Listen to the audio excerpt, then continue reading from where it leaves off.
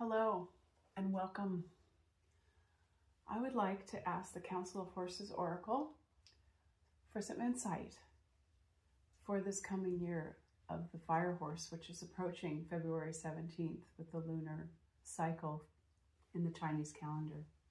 So what better card to begin as our guides than the Alchemists, which is the Fire Horses, bringing us into this time of transition, transforming reality and offering change.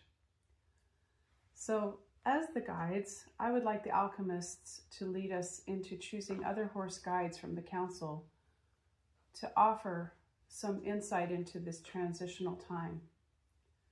So the past, the threshold, and the year of the Fire Horse that's approaching.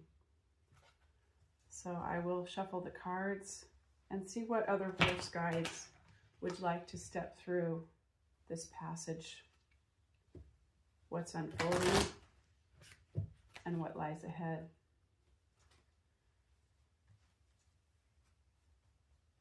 So the past is the first horse that will speak to what we are completing and transforming as we leave the old cycle and step into the threshold. Brother Earth and Sister Sea, the dolphin and the horse, representing collaboration. So what has been completing and what is ready to be transformed? That's really intriguing. Okay. And the threshold, the second horse that will join us. This in-between time when we are listening rather than doing, looking for where are we to be guided. So this card is Pegasus. It's so wonderful to see him again, flowing with inspiration. And the Fire Horse year coming up.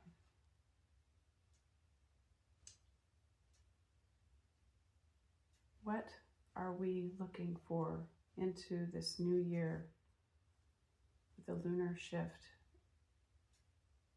So much has been shared about the Fire Horse year,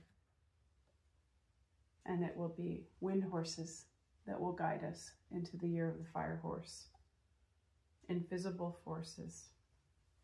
So let's read a little bit about each of these cards. Brother Earth, Sister Sea, as the past, what's ready to be transformed as we leave the old cycle. So Brother Earth, Sister Sea is about collaboration. So let me just pull out some of their insight. As horses, we have complex perceptive skills, sensing environmental and biological signals and wavelengths, including the beating of your heart. And the dolphins swim in an ocean of consciousness, sending and receiving signals and vibrations to expand our perceptions. We see with sound, emitting a signal and reflecting a picture of what lies ahead. The wisdom of our herds and pods defines us and informs us, expanding our sense of self to include others. In these intricate relationships, we flow between states of being, giving us access to a sea of knowing wherein all things are possible, and all that is of the highest good is manifested together in the dance of interrelationship. So I think what the dolphin and the horses are telling us is that it's a time of transforming collaboration, seeing what has been in the past when collaboration perhaps wasn't in balance, and asking for the art of it to synchronize us with the new dance of collaboration. Perhaps finding people to collaborate with that we didn't know were in our lives or were guides for us, and listening to the world with more than our ears, listening to the world with the dolphin sense, intuition, the vibration of what surrounds us. Think about what the collaborations you've been a part of. Was collaborating easy, or was it a struggle? So it's a time of an old cycle, letting go of what didn't work in collaboration perhaps, and looking forward to what can unfold in new collaborations with yourself and those that you're working with, or those partners such as horses that you're finding ways to move forward with balance. So Pegasus is the threshold. So the in-between time about listening more than action. So Pegasus is the guide to creativity and inspiration. Let's see what he has to say.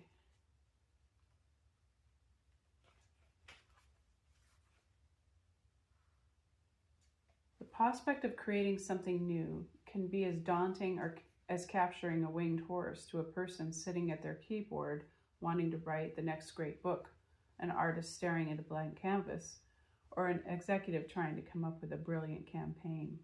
Whatever you want to create, I am here to take you deep within your core to the sense of your own Hippocrene. So Hippocrene is the source. Pegasus created the Hippocrene when he struck his hoof into Mount Helicon, and the Hippocrene is known as the source of creativity. So I think that it's telling us that this threshold time is a way to tap into the creativity, but not take action yet. The source is underground, it's within us, and it's within the horse. And it's a time for gathering that resource rather than necessarily letting it erupt as yet.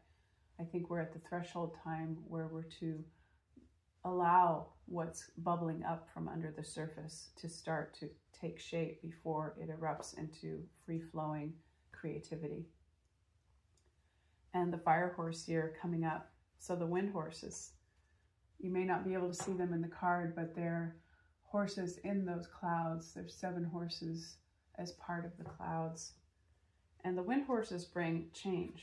They are definitely about transformation, winds of change, clearing the air, and heaven sent. So the wind horses, it says, like the wind, we carry and communicate prayers to where and by whom they can be seen, heard, and answered.